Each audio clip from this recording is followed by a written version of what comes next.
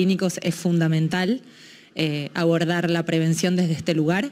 Así que les doy la bienvenida a todos, les agradezco haber podido llegar en forma presencial hasta a este lugar, a Puerto Madero, este día, y a la gente que está en forma virtual también, que se haya logrado conectar y que esté presente acompañándonos también.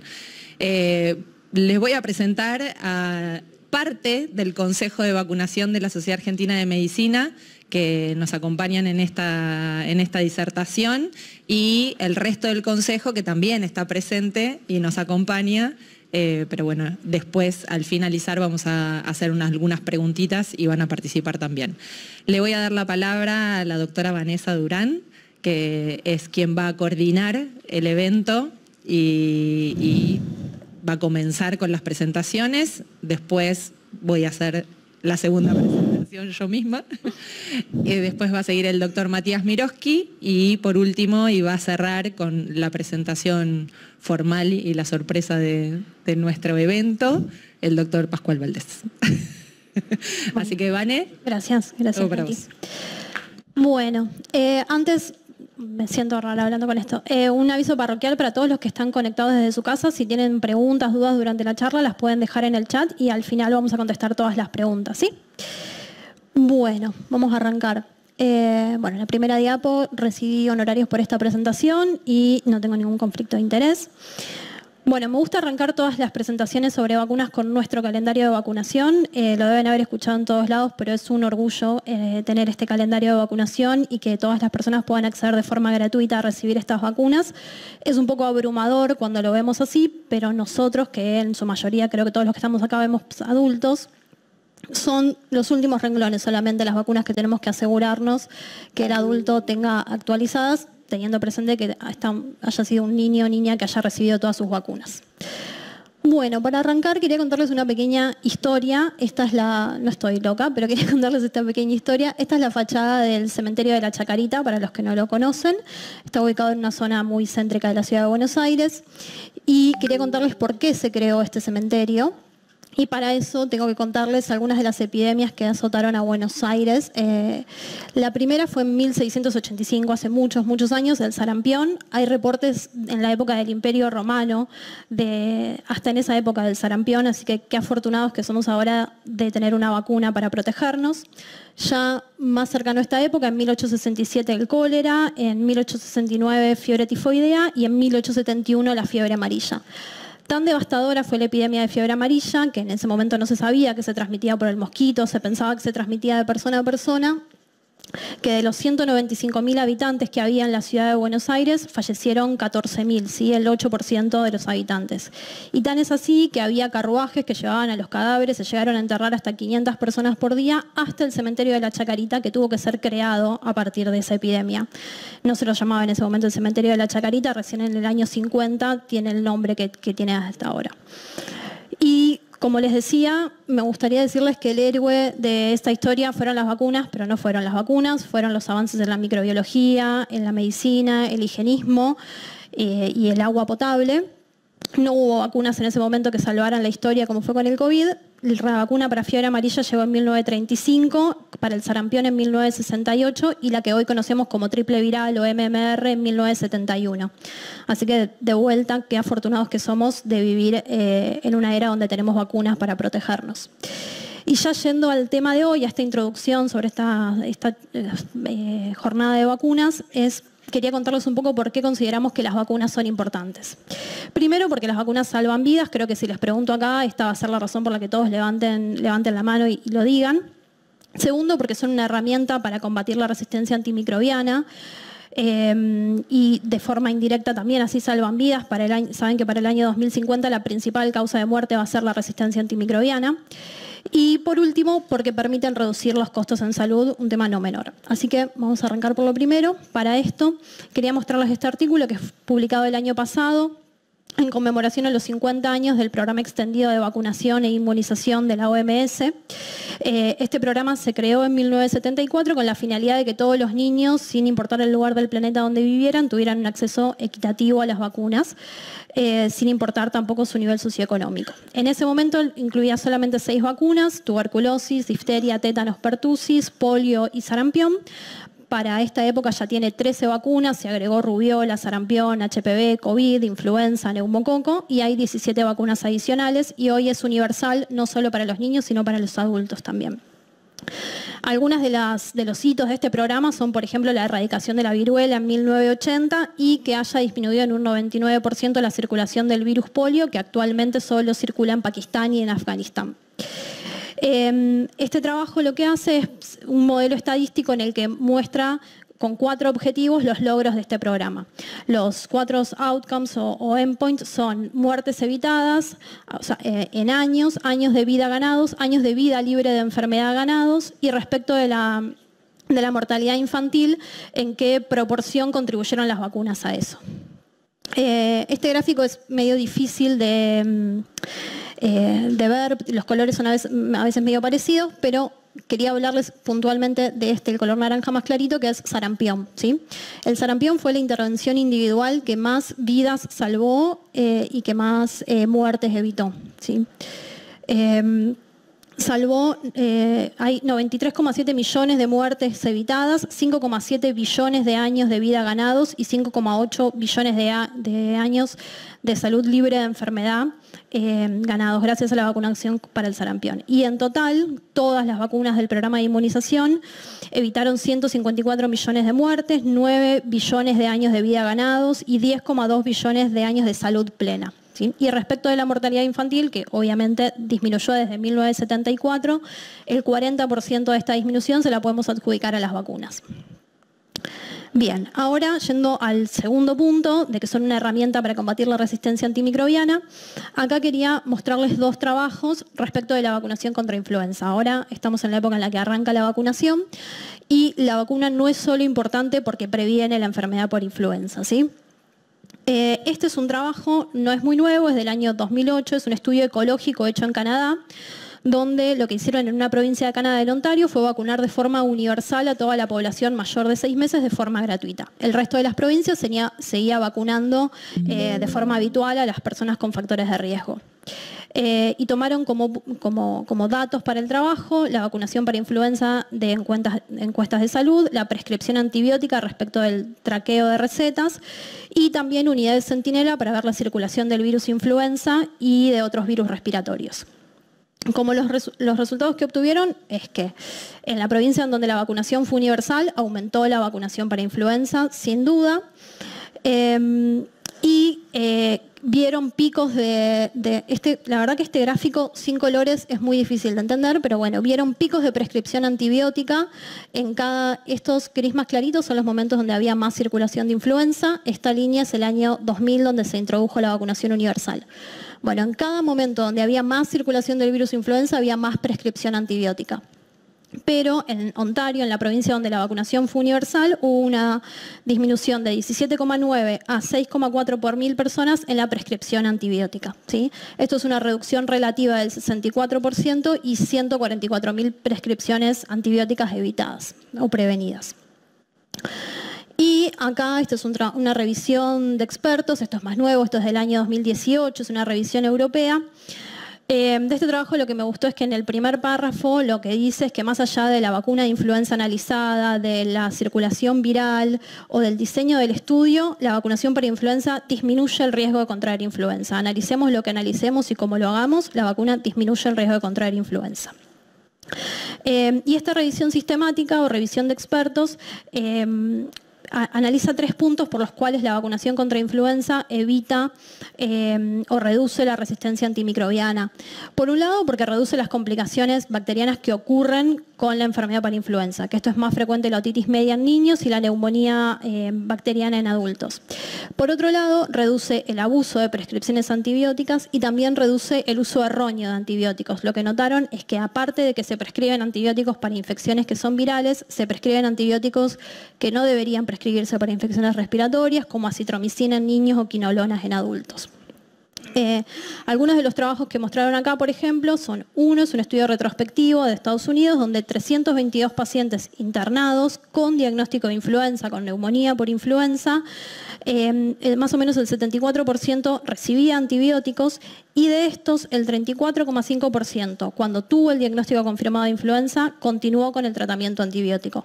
Esto es un poco lo que pasaba en los inicios del COVID en el año 2020, donde los pacientes estaban internados, tenían la confirmación de COVID, pero teníamos esos infiltrados donde costaba suspender los antibióticos.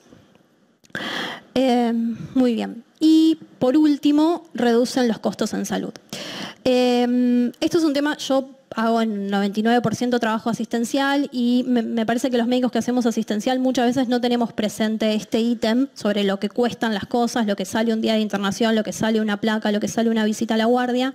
Y aunque bueno, mucho no nos importa para la atención de los pacientes, a veces cuando tenemos que ir a pedir cosas a nuestros jefes o pedirles cosas al lugar donde trabajamos, como por ejemplo que compren vacunas, es un dato importante.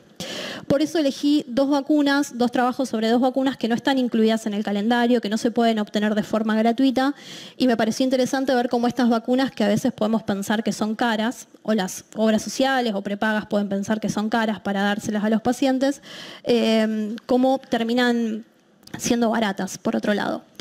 Este es un trabajo sobre la vacuna adyuvantada contra virus sincicial respiratorio desde el año pasado. Y también es un estudio con un modelo estadístico para estimar el impacto de la vacunación contra virus sincicial respiratorio a 3 años si se aplicase de la misma forma que se aplica la vacunación contra influenza. Con y sin la vacunación para influenza es para mayores, estimaron en mayores de 60 años. Los outcomes son enfermedad por virus sincicial respiratorio, neumonía, complicaciones, mortalidad y el uso de recursos. En este trabajo los datos son que hay 3 millones menos de infecciones sintomáticas con el virus sincicial con la aplicación de la vacuna, casi 321.000 menos radiografías de tórax, por ejemplo, previenen internaciones, visitas al departamento de salud, prescripción de antibióticos también, y se evitarían 16.600 muertes.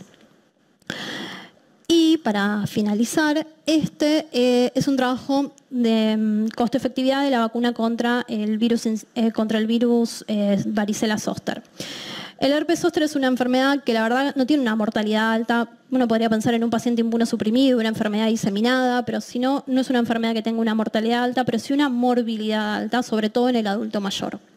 Este trabajo de costo-efectividad es una revisión sistemática de 18 trabajos, midió costos directos como medicación, visitas al médicas, hospitalización, y también costos indirectos como productividad, ausentismo laboral, pérdida de ingresos.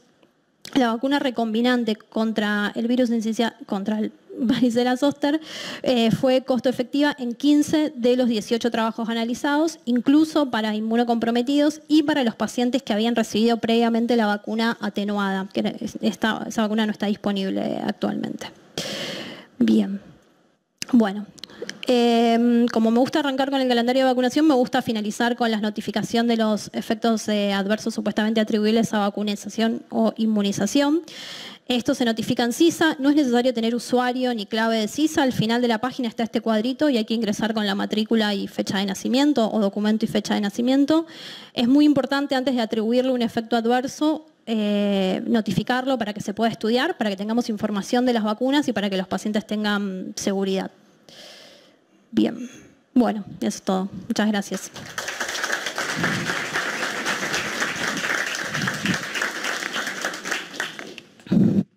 Bueno, gracias, Vane, por la súper introducción a lo que es la jornada de recomendaciones de vacunación en el adulto.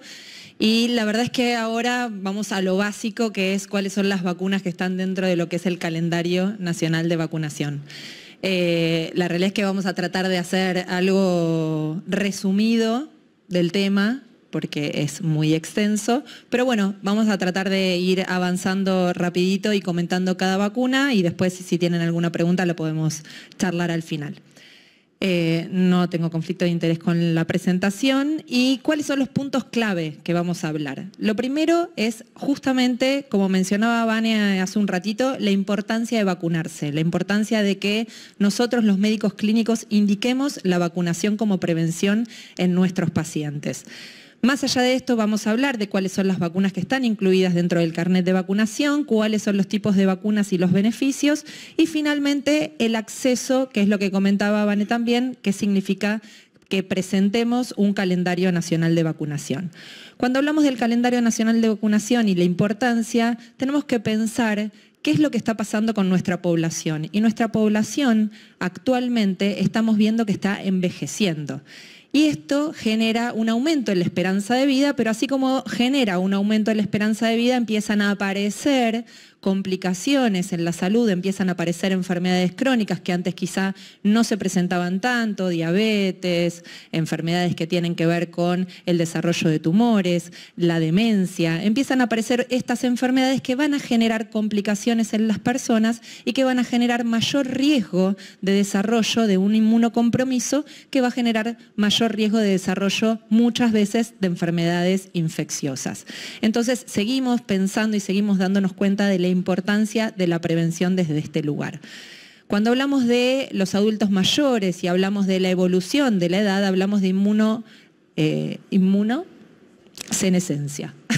Nunca me salió desde que empecé a presentarla, de hacer la presentación, de inmunosenescencia, y que tiene que ver justamente con este deterioro en la inmunidad en relación a la edad y al progreso de la vida.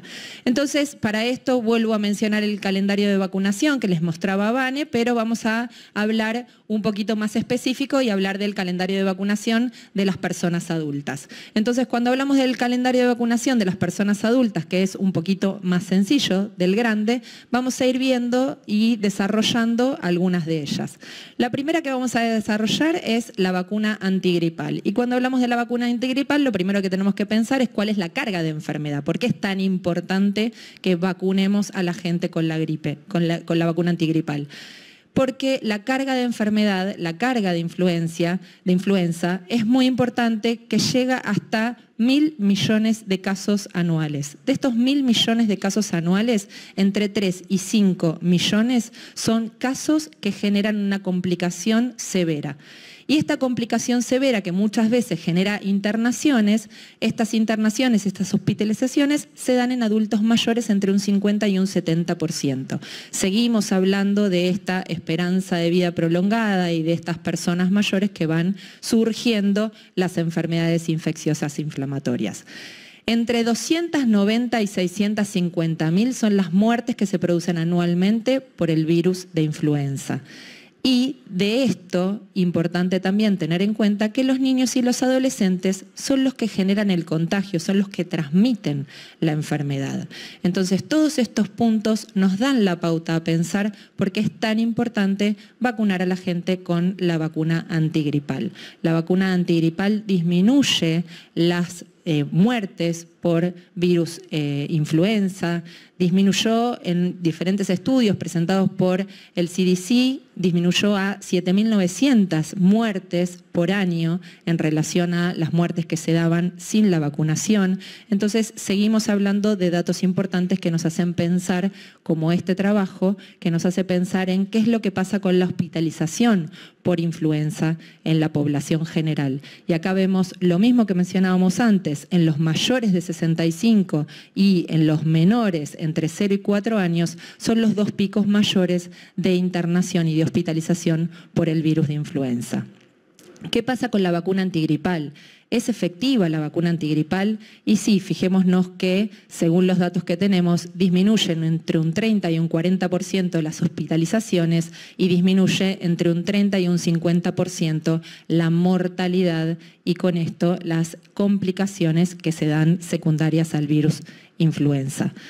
Este trabajo habla de la vacunación contra la influenza, pero lo relaciona con la enfermedad cardiovascular. Y es un metaanálisis de 6 trabajos, y estos 6 trabajos que se analizaron vieron qué es lo que pasaba con la mortalidad cardiovascular relacionados con los pacientes que se vacunaban contra influenza. Y lo que se vio es que el riesgo relativo,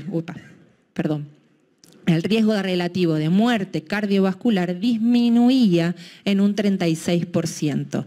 De esta forma, vemos cómo la vacuna antigripal tiene un efecto positivo sobre la enfermedad cardiovascular, que puede ser per se por la inmunidad que genera y la disminución del riesgo, obviamente, de contagio del virus, pero también tiene un efecto positivo sobre la evolución de los pacientes con enfermedad cardiovascular.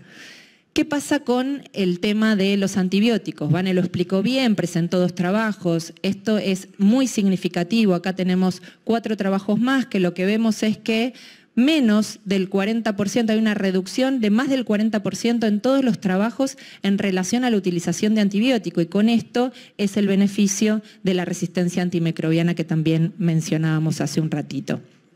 Si seguimos con el calendario de vacunación y pensamos a ver qué otra vacuna podemos mencionar, otra vacuna que tenemos relación en el calendario de vacunación es la del neumococo, la vacuna antineumococo. Y esta vacuna antineumococo tenemos una diferencia que se dio en el último tiempo.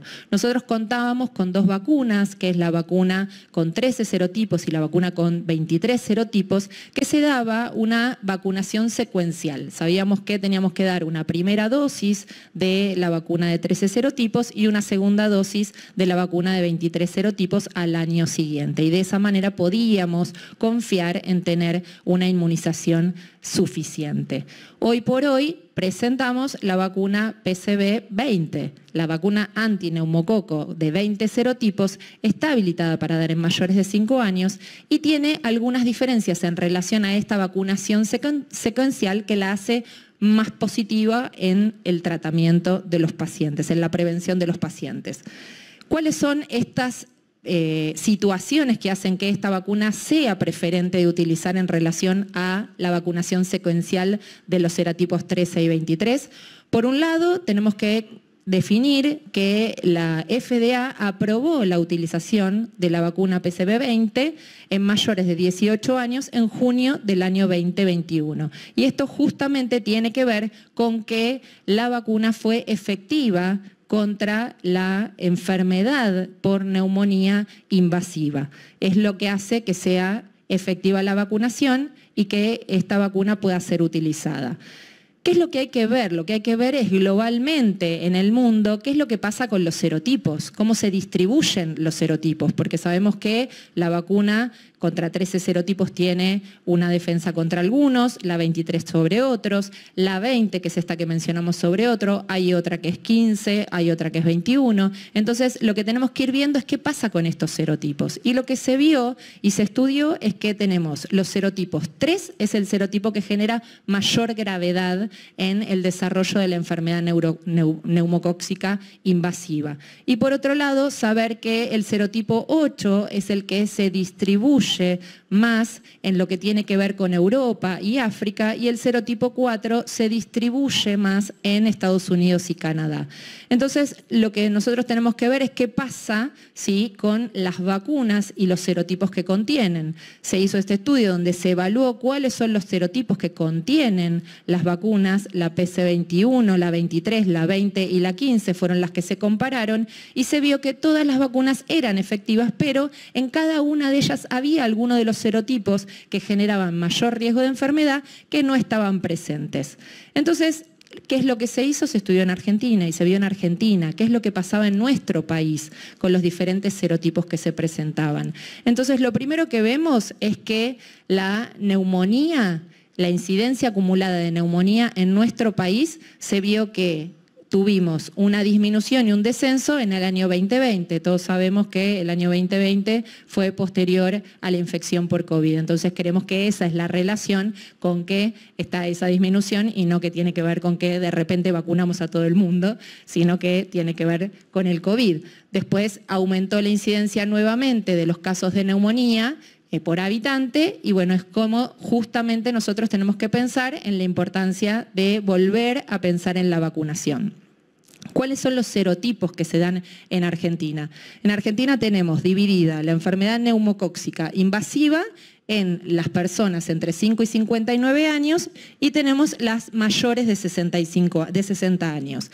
Dentro de las personas con 5 a 59 años, los serotipos que vemos, que no se llegan a distinguir, pero yo se los digo, créanme, es el 1, el 3, el 8, el 12F, el 7F, el 19A. Son los serotipos en los cuales se ve que hay mayor cantidad de casos en Argentina.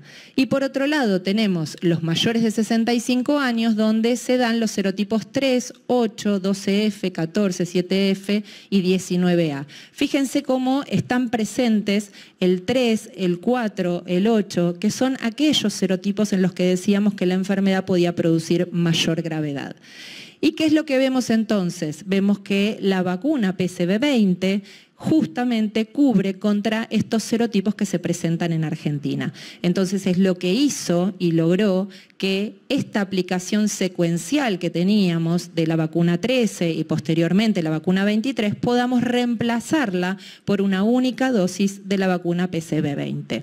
De esta forma, lo que nos aseguramos es que, y todos lo sabíamos, quizá venía un paciente que tenía la vacuna contra neumococo y nos decía, tengo la vacuna contra neumococo, ¿cuál tenés? ¿La 13 o la 23? Porque a veces teníamos la 13 y a veces teníamos la 23 y no sabíamos cuál era y había que darle la otra. Y muchas veces el carnet de vacunación, no el calendario, sino el carnet de vacunación no estaba actualizado, entonces desconocíamos este dato.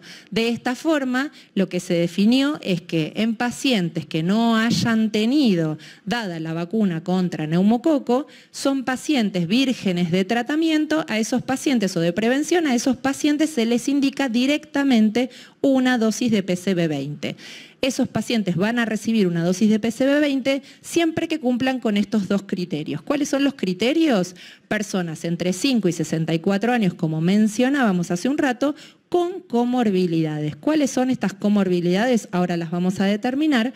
Y en las personas mayores de 65, directamente sin comorbilidades. ¿Qué significa esto? Significa que los pacientes o las personas que tengan estas características pueden asistir a un centro de salud y vacunarse incluso sin la receta médica. A veces nos cuesta un poquito más cuando asisten al centro de salud para vacunarse y son pacientes entre 5 y 64 años que tienen alguna patología y les piden la receta por la indicación de cuál es la patología que tienen como comorbilidad. ¿Cuáles son las comorbilidades? Infecciones por HIV, inmunodeficiencias en general, y dentro de lo que son no inmunocomprometidos, fíjense, es lo que mencionábamos hace un ratito, todas patologías o enfermedades crónicas, cardiopatía crónica, enfermedad pulmonar crónica, diabetes, alcoholismo, enfermedad hepática crónica, tabaquismo, que está dentro de las patologías que están indicadas, y algunas de ellas faltan y deberían estar. Entonces, para finalizar con la vacuna antineumocóxica, lo que pensamos es qué es lo que pasa con estos pacientes con enfermedad cardiovascular y estos pacientes con enfermedad cardiovascular en la que veíamos que la vacuna antigripal, la vacuna antineumocóxica, cuando se dan en forma conjunta, o sea, nos aseguramos que ese paciente reciba ambas vacunas, vemos cómo disminuye el riesgo de infarto o de hospitalización y complicación de la hospitalización por infarto de miocardio. Si seguimos avanzando y para ir terminando un poquito, pensamos en la doble adultos o triple adultos acelular, que es esta vacuna que muchas veces no sabemos qué hacer si damos la doble adultos, la triple adultos acelular, cuál es la situación que tenemos que llevar a cabo.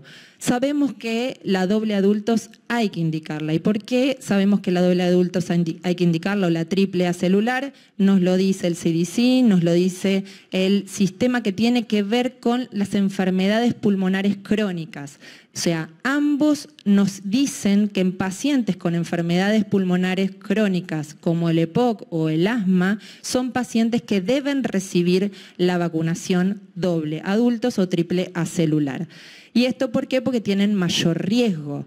¿Y por qué deben recibir la vacuna doble adultos o la triple acelular? Justamente porque lo que estamos viendo es qué pasa con la difteria y por qué tenemos que indicar esta vacuna que previene el desarrollo de difteria.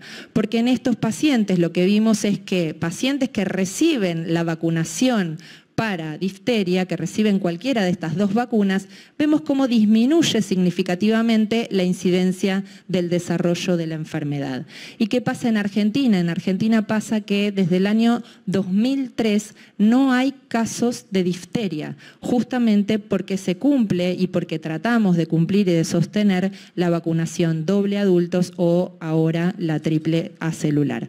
Entonces, es importante que tengamos en cuenta el mantener esta vacunación y no solamente muchas veces la vacuna contra el tétano, que es lo que es más sencillo de realizar previo a las cirugías o en algunas situaciones de lesiones que se producen, y lo que hacemos es darle la vacuna contra el tétano o el toxoide. Si seguimos pensando en las recomendaciones que mencionábamos de los pacientes con enfermedad pulmonar obstructiva crónica o asma, vemos qué es lo que nos dice la Sociedad Argentina de Medicina, nosotros, y la Asociación Argentina de Medicina Respiratoria. Lo que nos dicen es que una vez al año habría que darle la vacuna triple acelular.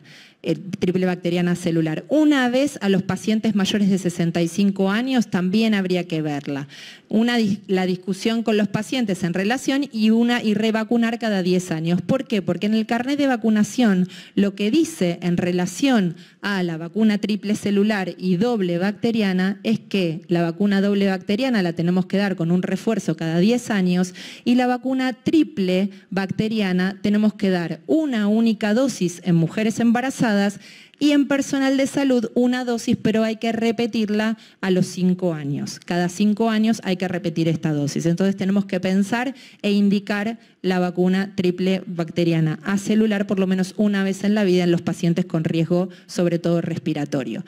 Y para ir finalizando, virus sincicial respiratorio, vamos a hablar 2 palabritas porque después Matías, que va a hablar de vacunas que no pertenecen al calendario nacional de vacunación, se va a explayar, justamente porque si pensamos en qué pasa con las infecciones respiratorias, vemos cómo en este cuadrito significativamente está presente el virus sincicial respiratorio en niños lactantes menores de 1 año. Entonces, está presente en lactantes menos de 1 año, pero también está presente en todas las etapas de la vida. Entonces, al estar presente en todas las etapas de la vida, tenemos que tener en cuenta la vacunación. Pero en el caso de las mujeres embarazadas, tenemos que pensarlo porque los niños menores a 5 años tienen mayor riesgo de mortalidad, hay más de 58.000 hospitalizaciones y entre 100 y 500 muertes se dan en niños menores de 1 año, justamente en lactantes, por el virus sincicial respiratorio. Entonces, la FDA en el año 2023, en agosto de 2023, aprobó una vacuna justamente para poder darle a las mujeres embarazadas esta vacuna que tiene la glicoproteína de prefusión F, y de esta manera lo que logra es la prevención del desarrollo de virus sincicial respiratorio en los lactantes. Esta vacuna se puede aplicar en mujeres embarazadas entre la semana 32 y la semana 36 de gestación. Acá vemos como Cochrane también lo menciona, es justamente lo mismo para prevenir las enfermedades respiratorias en los lactantes. Indicamos la vacuna contra el virus sincicial respiratorio en las mujeres embarazadas entre las 32 y 36 semanas y de esta manera disminuimos significativamente la mortalidad en los niños y también la calidad de vida mejora en estos niños, posterior al riesgo de las infecciones, de las hospitalizaciones. Por último, la vacuna contra la hepatitis C debemos iniciar y completar el carnet de vacunación cuando no lo tenemos completo. Son 3 dosis, una primera dosis, al mes se da una segunda dosis y a los 6 meses una tercera dosis. De esa manera completamos el carnet de vacunación. Si no tenemos registro de que esas 3 dosis se realizaron, podemos dar una dosis, una segunda dosis, y el paciente nos refiere que nunca se dio la tercera dosis, hay que completar el carnet de vacunación, no importa el tiempo que haya pasado. Las 3 dosis deben darse para lograr los valores en forma efectiva. Finalmente, entonces, las vacunas son herramientas efectivas para prevenir enfermedades infecciosas, como lo estuvimos diciendo, y reducir el riesgo personal de desarrollo de enfermedades graves y de complicaciones, pero también tenemos que pensar que es positivo en el término de la salud pública, porque de esta manera lo que hacemos es disminuir la diseminación de patógenos y sobre todo cubrir cubrir a poblaciones vulnerables que no llegan a poder acceder a estas vacunas. Entonces, es importante que lo tengamos en cuenta también por la salud pública. Nada más. Y le doy lugar a Matías, que nos va a hablar de